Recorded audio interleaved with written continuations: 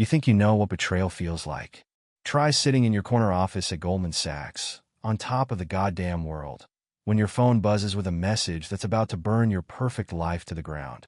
Hey boss, saw your wife at 11 Madison Park yesterday. That's how my story of pure calculated destruction began. And let me tell you, Wall Street teaches you a lot about hostile takeovers, but nothing prepares you for what I was about to do. Living in Manhattan with an amazing view of Central Park, at just 38, I had it all.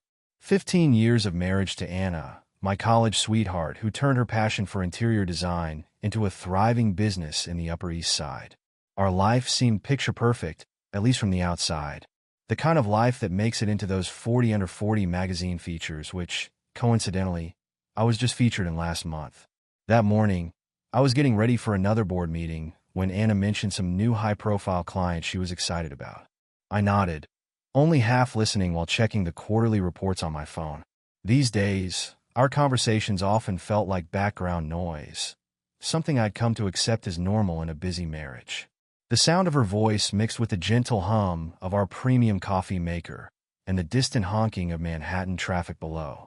Michael, are you even listening? Anna's voice cut through my thoughts.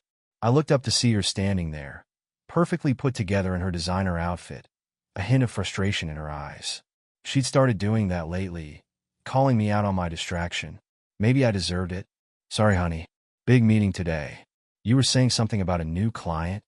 I tried to recover, but we both knew it was too late. The moment was gone, like so many others lately. She just shook her head and went back to her breakfast, scrolling through her own phone now. The silence felt heavy, but familiar. We used to talk for hours about everything and nothing. Now, most of our conversations revolved around schedules, social events, and which charity gala we needed to attend. The passion was still there, somewhere beneath the surface, but life had a way of burying it under layers of responsibilities and ambitions. Last week, we sat through an entire dinner at 11 Madison Park, barely exchanging 10 words. I told myself it was just a phase. All couples go through this, right? That evening, I took Anna to Daniel's, her favorite restaurant. It was our thing, monthly dinner dates to keep the romance alive. As we sat there, sipping an overpriced Bordeaux and making small talk about the Stevensons' upcoming benefit gala, I couldn't shake the feeling that something was off. But I brushed it aside. The food was excellent as always, the ambience perfect, and Anna looked stunning in her new Chanel dress. After all, we had built this life together, and a few quiet dinners were a small price to pay for success. The waiter brought our usual dessert, the chocolate soufflé we'd been ordering for years.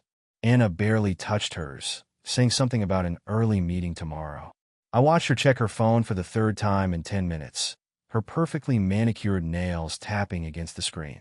There was a time when she would have savored every bite, telling me about her latest design inspiration or asking about my day. Now, we both seemed to be going through the motions, playing our parts in this carefully choreographed dance of success. Walking home through Central Park, Anna's arm linked through mine more out of habit than affection, I thought about how we'd gotten here. The promotions, the late nights, the sacrifices, it had all seemed worth it for the life we'd built. The apartment in the sky, the summer house in the Hamptons, the respect of our peers. I had everything I'd ever dreamed of. If only I had known then what was coming. But isn't that how these stories always start?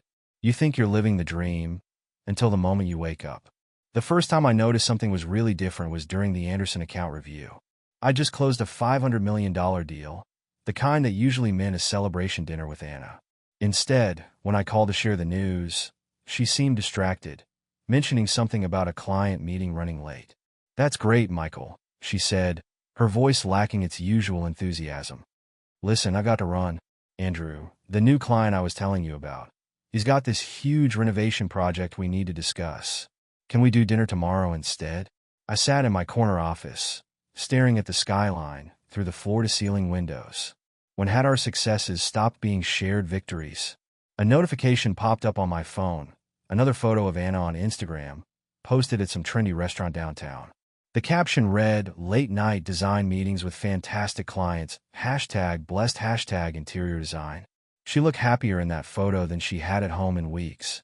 The next day, I decided to surprise her at her studio for lunch. It had been ages since I'd done something spontaneous, and maybe that's what we needed. Walking into the sleek space she created in a converted Soho loft, I noticed the changes immediately. New artwork on the walls, a redesigned reception area, and the sound of laughter coming from her office. The door was slightly ajar, and I could hear Anna's voice, animated in a way I hadn't heard in months. "That's exactly what I was thinking. It's like you read my mind." A male voice responded, low and amused, but I couldn't make out the words. I knocked, pushing the door open. Anna looked up, surprise flickering across her face. "Michael."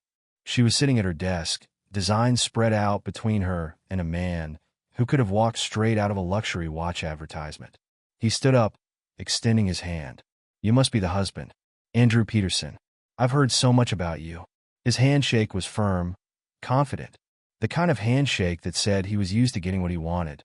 "Funny," I said, keeping my tone light. "I've heard very little about you." The moment stretched uncomfortably until Anna jumped in, talking about their massive penthouse renovation project. I noticed how she unconsciously angled her body toward him as she spoke, the way her hands moved animatedly describing their vision. "I brought lunch," I said, holding up the bag from her favorite deli. "But I can see you're busy." "Oh, we were just about to order something actually," Anna said, glancing at Andrew. "Why don't you join us?" I looked at my watch, suddenly remembering a meeting I didn't actually have. "Can't. Just wanted to drop this off." "Nice to meet you, Andrew." Walking back to the office, I told myself I was being paranoid. Anna had always been passionate about her work, and good client relationships were crucial in her business. Still, something felt different. The way she lit up around him, the easy laughter I hadn't heard in our own home for months. That night, Anna came home late, smelling of wine and wearing the kind of smile that used to be reserved for me. "Andrew had some fantastic ideas for the penthouse," she said, kicking off her heels. We lost track of time at the design center. I watched her move around our bedroom, humming softly to herself. "You seem to be spending a lot of time with this client," I said carefully. She paused, giving me a look I couldn't quite read. "He's our biggest project this year, Michael. You of all people should understand dedicating time to important clients." Her tone had an edge to it, a subtle reminder of all the dinners I'd missed, all the times I'd chosen work over her. I let it drop, but that night, lying awake listening to her steady breathing, I couldn't shake the feeling that something fundamental had shifted in our carefully constructed world. The question was, what was I going to do about it? They say when something seems too good to be true, it probably is. Andrew Peterson's penthouse project was bringing in more money than any other client in Anna's studio's history. But something about it felt off, like watching a slow-motion car crash you can't prevent. "Another late meeting?" I asked, watching Anna pick out her outfit with unusual care one Thursday morning. She'd been spending more time on her appearance lately. New dresses, different hairstyle, even some new perfume I didn't recognize. "We're finalizing the material selections today," she said, not quite meeting my eyes in the mirror. "Andrew has very specific tastes. He likes to be hands-on with every decision." My phone buzzed, a message from Tom, my VP of Finance. "Hey boss, saw your wife at 11 Madison Park yesterday. Didn't know she was handling the Peterson account. Guy's got quite the reputation." My stomach tightened. 11 Madison Park? Anna had told me she was at a supplier meeting in Brooklyn yesterday. I typed back, "What reputation?" The response came quickly, "Let's grab coffee. Some things better discussed in person." An hour later, Tom looked uncomfortable across the table. "Peterson's got a history. He likes to get involved with his contractors, especially the attractive ones. His last 2 renovations ended with some messy situations. Divorces. There's more," he continued, lowering his voice. "Jenny from marketing was at 11 Madison too. So they looked pretty cozy. Lots of wine, lots of touching. Not exactly a business dinner vibe." Back in my office, I pulled up Andrew Peterson's social media. Recent photos showed high-end restaurants, charity events, and my blood ran cold. 3 days ago, a close-up shot of marble samples, but in the background, blurred but recognizable, was Anna's desk. Her new Hermes scarf draped over the chair. Caption: "Making beautiful choices with a beautiful mind." 2 weeks ago, a dinner shot at Le Bernardin. The caption mentioned discussing design concepts, but you could see a woman's hand with a familiar bracelet, my anniversary gift to Anna last year. My phone buzzed. Anna, don't wait up tonight. Final material selection meeting running late. Love you. I stared at the message, remembering all the times I'd sent similar texts over the years. All the late meetings, the missed dinners, the excuses. Was this karma? Opening my laptop, I pulled up our credit card statements. Something inside me broke as I started searching for patterns. Multiple charges at high-end restaurants on days she claimed to be at supplier meetings. A hotel bar charge when she was supposedly at a design conference. The rational part of my brain said to confront her. But another part, the part that had built a career on strategic timing, said to wait, to watch, to be certain. I opened my contact list, scrolling to a name I hadn't called in years. David Stern, the best private investigator in Manhattan. Sometimes, in the world of high finance, you needed to know things for certain. I never thought I'd be using those services for this.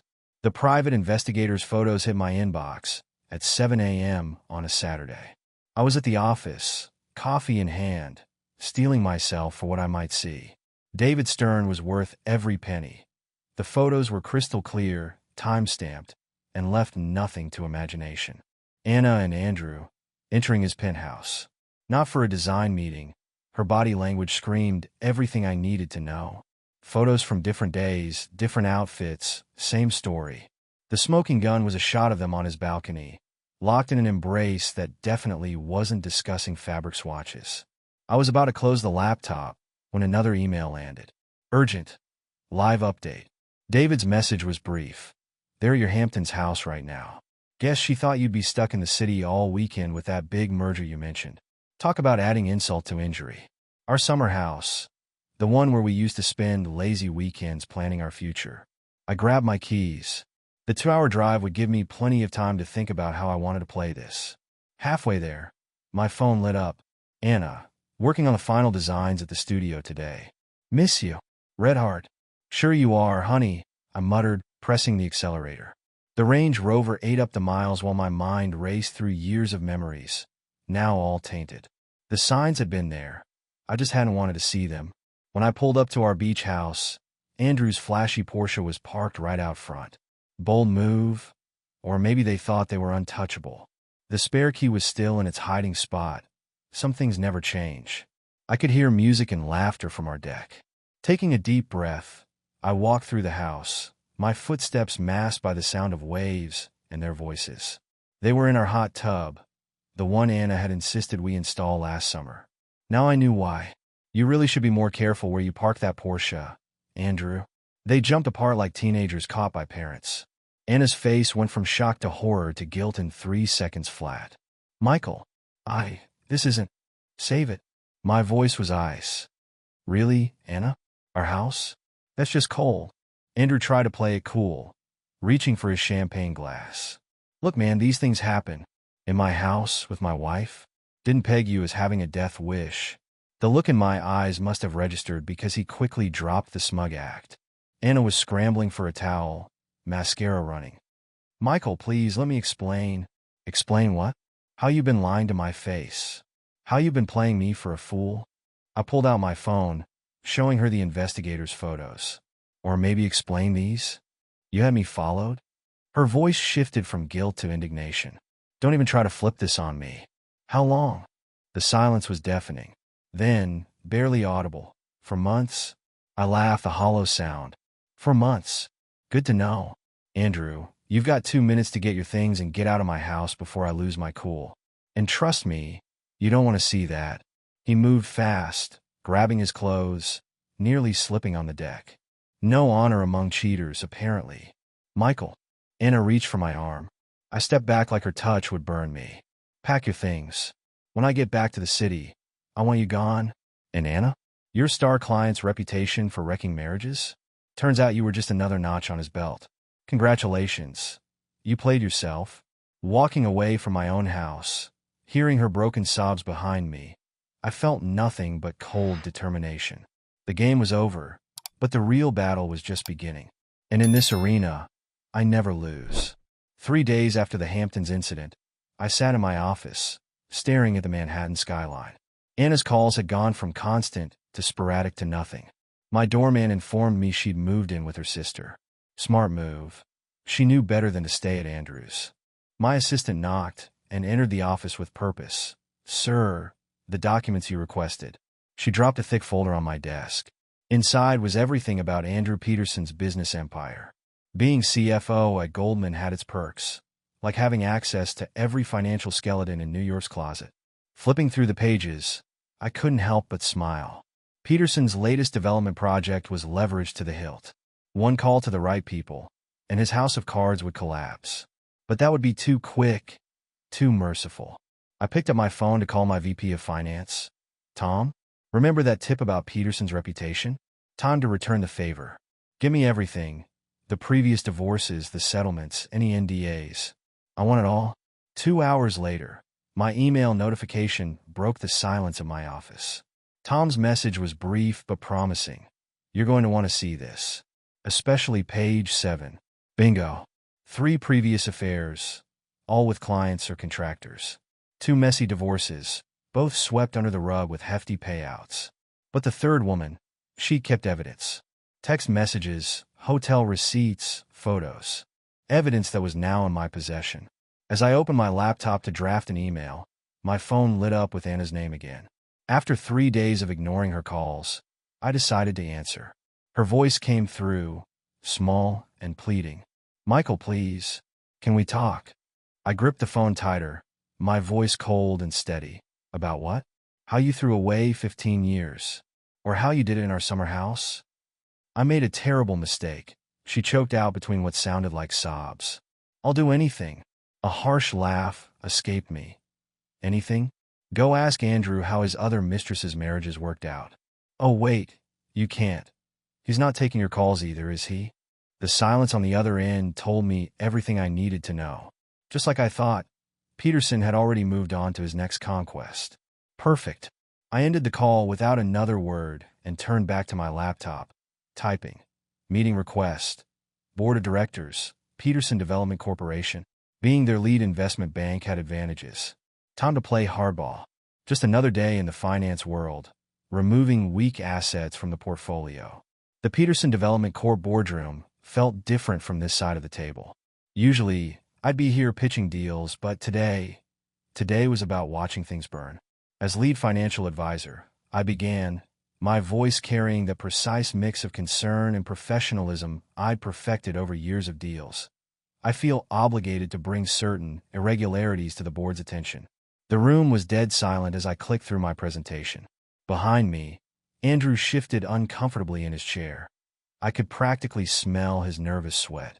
One of the board members, an older woman with steel-gray hair, leaned forward. "Mr. Wilson, are you suggesting Mr. Peterson has been misappropriating company funds?" I kept my face carefully neutral as I responded. "The evidence speaks for itself. Multiple unauthorized expenses, questionable property acquisitions, and..." I paused for effect. "A pattern of personal conduct that poses significant liability risks." Another board member's voice cut through the tension. "What kind of personal conduct?" "Perhaps Mr. Peterson would like to explain his history of relationships with contractors?" I suggested, watching Andrew's face drain of color. "Or shall I detail the previous settlements?" Before Andrew could respond, his phone buzzed loudly. He glanced at it, and I knew exactly what he was seeing, his bank's fraud alert. Amazing how many red flags can pop up when someone at Goldman makes a few calls. The board chairman's voice was grave. "Andrew, is this true?" Peterson tried to maintain his composure, but I could see him crumbling. "These allegations are completely..." "Sorry to interrupt," I cut in smoothly, "but I just received an interesting email." I held up my phone. "Apparently, the SEC has some questions about recent property valuations." Funny timing. The chairman's face hardened. "Andrew, I think you should step out while the board discusses this matter." As Peterson stumbled out, I caught his eye and gave him the smallest of smiles. The kind that said, "This is just the beginning." My phone vibrated. Anna was calling again. This time, her message was different. "Michael, why are Andrew's assets being frozen? He says you're behind this." I couldn't help but chuckle as I replied, "Oh, you mean your boyfriend's having money troubles? That's rough. But hey, at least you know he's not just with you for your design skills." "This isn't right," she protested, her voice shaking. "You're destroying his life." No, sweetheart, I corrected her, watching Peterson pace in the hallway through the glass walls. I'm doing what I do best, cleaning up bad investments. And you too. Worst investment I ever made. Later that evening, I sat in my office, watching the news headlines roll in. Peterson Development Corp stock plummets amid fraud allegations. One call to the right reporter, and the story was everywhere. My assistant's voice came through the intercom. Sir, Ms. Wilson is here to see you. I smiled, remembering Anna's face when we first bought that Hermes scarf. The one she'd left draped over her office chair in Peterson's Instagram post. The one that had started this whole avalanche. Send her up, I replied. Time to discuss divorce terms. It's amazing how fast news travels in New York's elite circles. 1 week after the board meeting, Peterson Development Corp was in freefall. I watched from my office as another news alert popped up on my phone. Andrew Peterson steps down amid growing scandal. My intercom buzzed, and my assistant's voice came through. Sir, Mrs. Peterson is here to see you. That was unexpected. I straightened my tie. Sent her in. Andrew's wife, soon-to-be ex-wife, according to the papers, stormed into my office. Her Chanel suit couldn't hide the fury in her eyes as she spoke. You know about Andrew and your wife? It wasn't a question. I gestured to the chair across from my desk. Please, have a seat, Elizabeth. I've known about his habits for years, she continued, sitting down with perfect posture. But I kept quiet, kept up appearances. Until now. I leaned back, studying her carefully. And what changed? A cold smile crossed her face. You did. When you exposed him to the board, you gave me an opening. My divorce lawyers thank you. Happy to help, I replied with a slight smirk. I assume you're here for more than just a thank you. Elizabeth opened her designer bag and pulled out a USB drive. Let's just say I've been collecting insurance for years. Emails, photos, transactions, everything about every affair, including Anna's. Thought you might find it useful. Now this was interesting. I raised an eyebrow. And what do you want in return? Nothing, she said, standing up. Consider it a gesture of appreciation. Besides, she added, heading for the door, I already have what I want. His reputation is ruined, and my prenup is void due to his misconduct. After she left, my phone lit up with a text from Anna. Did you know Andrew's wife is taking him for everything? He's saying he can't even afford a lawyer anymore. I typed back, Karma's a better accountant than I am. How's the job hunt going? Her response came quickly. Every design firm in the city suddenly has concerns about professional conduct issues. This is your doing, isn't it? Funny how word gets around, I replied. Maybe try Jersey? I hear they have lower standards. Later that day, Tom caught me in the elevator. You saw the news about Peterson's Hamptons property going into foreclosure? I nodded, checking my watch. And his penthouse is next. Amazing how fast banks call in loans when they smell trouble. Cole, man, Tom chuckled. Remind me never to get on your bad side. If he only knew, this was just phase 1. 1 month after Elizabeth Peterson's visit, I sat in my home office reviewing the final moves of my plan. The USB drive she'd given me had proved invaluable, a digital treasure trove of Andrew's indiscretions. My phone buzzed with a news alert. Peterson Development Corp files for Chapter 11 bankruptcy. I was admiring the headline when my security system announced a visitor. The camera feed showed Anna, looking nothing like the polished designer she'd once been. My doorman's voice came through the intercom. Sir, Mrs. Wilson insists on seeing you. Says it's urgent. Send her up, I replied, straightening my tie. Time for the endgame. When she walked in, I barely recognized her. Gone were the designer clothes and confident stride. She looked broken. Her voice trembled as she spoke. Michael, please. You have to stop this. I gestured to the chair across from me. Stop what exactly? I'm just a businessman doing business. Andrew. She choked out. He's lost everything. The company, his reputation, his marriage. He won't even take my calls anymore. A cold smile crossed my face. Sounds like a personal problem. Though I hear he's doing great on dating apps. Already moved on to a younger model. Anna's eyes filled with tears. I've lost my studio. None of my clients will work with me. Even my friends won't return my calls. Fascinating how actions have consequences, I mused, pulling up a document on my laptop. By the way, Elizabeth Peterson sends her regards. She shared some interesting emails between you and Andrew. Very detailed. The color drained from her face. What? Oh yes, I continued, turning the screen toward her. Including your little plan to expand the studio using my connections. That must have been before Andrew dumped you, of course. I never. She started, but I cut her off. Save it. The evidence is quite clear. You know what's interesting about New York society? Everyone loves a scandal, but they hate being associated with one. I leaned back in my chair. How's that job search going? Her voice cracked as she replied. You know I can't find work anywhere in the city. Try Connecticut, I suggested with mock sympathy. I hear they're less particular about professional ethics there. Was this your plan all along? She asked, wiping away tears. To destroy both our lives? I stood up, straightening my cuffs. No, Anna. You destroyed your life when you chose to sleep with a client. I just made sure everyone knew about it. The divorce papers are with my lawyer. Don't worry about contesting anything, unless you want those emails going public. As she left, my phone buzzed again. Another news alert. Prominent interior designer linked to Peterson development scandal. The article included a particularly compromising photo from Elizabeth's collection. I poured myself a scotch and smiled. In finance, timing is everything.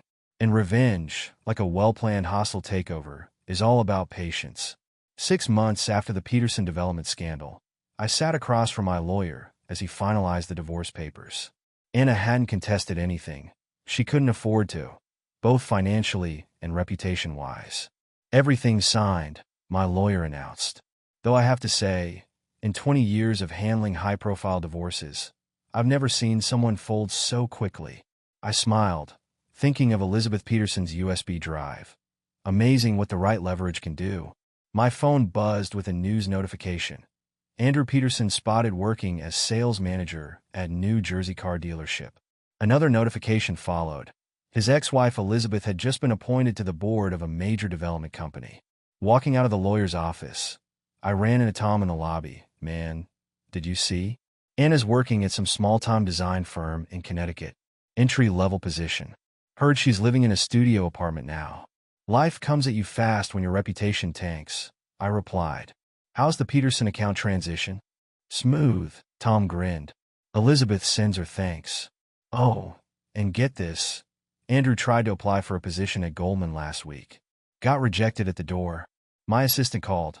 Sir, your old summer house in the Hamptons just sold. Well above asking price. Perfect, I replied. The one with the hot tub, where everything went down? Good riddance. Back in my office, I found an email from Anna. I know you won't believe me, but I really am sorry. Seeing Andrew with his new girlfriend in page 6 made me realize what a fool I'd been. I typed back, you're right. I don't believe you. But thanks for making me realize I deserve better. Her response came quickly. I lost everything because of him. My reputation, my business, my friends. Please, can we talk? I left that unanswered. Instead, I made a generous donation to a women's shelter in Manhattan, the one Anna's firm used to design for free. That evening, looking out over the Manhattan skyline, my assistant's voice came through. Sir, dinner at Le Bernardin is confirmed. Table for one? No, I replied, thinking about the prosecutor I'd met last week who laughed at my finance jokes and didn't care about Instagram followers. Make it for 2, and send flowers to her office. The real kind, not the ones for social media. Sometimes the best revenge isn't just winning, it's moving on to something better. 1 year to the day after discovering Anna's affair, I stood in the lobby of Goldman Sachs, reading about my promotion to managing director. The Wall Street Journal article mentioned my masterful handling of the Peterson development situation as a key factor. My new assistant's voice interrupted my thoughts. Sir, Anna Wilson is in the lobby. I hadn't seen her since the divorce. Curiosity won out. Sent her up. When she stepped into my office, she looked different. Cheaper clothes, tired eyes. Her voice was small. I saw the announcement. Congratulations. What do you want, Anna? I kept my voice neutral, watching her fidget with her purse. I ran into Andrew yesterday, she said. He tried to hit on me again, said we could start over. A bitter laugh escaped her. Can you believe it? Let me guess. Now that his new girlfriend dumped him, he's making the rounds? I couldn't help but smirk. How'd that work out? I told him to go to hell, she replied. I also. She hesitated. I wanted to say you were right. About everything. I lost it all for someone who never cared. I studied her for a moment. Funny how karma works. You know, Elizabeth Peterson just bought your old design studio. Completely rebranded it. Anna's face fell. I heard. Listen, I know it's too late, but I really am sorry. You're right, I said, standing up. It is too late. But I should thank you. If you hadn't shown me who you really were, I never would have found someone who actually deserves trust. Her eyes widened. You're seeing someone? I glanced at the photo on my desk. Me and Claire, the prosecutor, at the Met Gala. Getting married in spring. She's everything you weren't. Honest, loyal, real. Oh, Anna's voice cracked. I'm happy for you. Are you? Because honestly, I don't care. Your approval stopped mattering when you chose to throw away 15 years for a guy who couldn't even keep his car dealership job. My phone buzzed. Claire was calling. I picked it up, turning away from Anna. Hey, beautiful, just wrapping up here. Still on for dinner. When I turned back, Anna was gone. Through the glass walls, I watched her walk away, shoulders slumped. The mighty Manhattan socialite, reduced to yesterday's news. My new assistant popped in. Sir, the car's waiting to take you to Le Bernardin. And Claire called. She said yes to the house in the Hamptons. I smiled, grabbing my coat. Sometimes losing everything is the best thing that can happen to you. It shows you what and who really matters.